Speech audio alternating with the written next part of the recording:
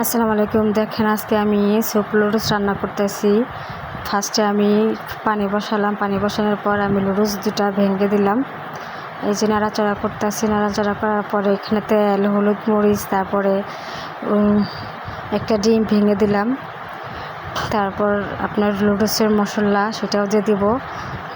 মানে স্যুপ লুডুসটা অনেক মজা, আপনারা বাসায় রান্না করে খাবেন, খুব ভালোই লাগে রান্নাটা। স্যুপ লুডুস অনেক মজা লাগে। তারপরে আমার হাজব্যান্ড বললো আমি স্যুপ লুডুস খাবো, একটু রাঁধে দাও। তারপরে আমি স্যুপ লুডুস রান্না করে দিলাম। রান্না করার পরে স্যুপ লুডুস হয়ে গেছে। তারপরে এখন আমি বাটিতে বাড়বো। বাটিতে বাড়ার পরে টেস্ট করে দেখবো যে কেমন হয়েছে।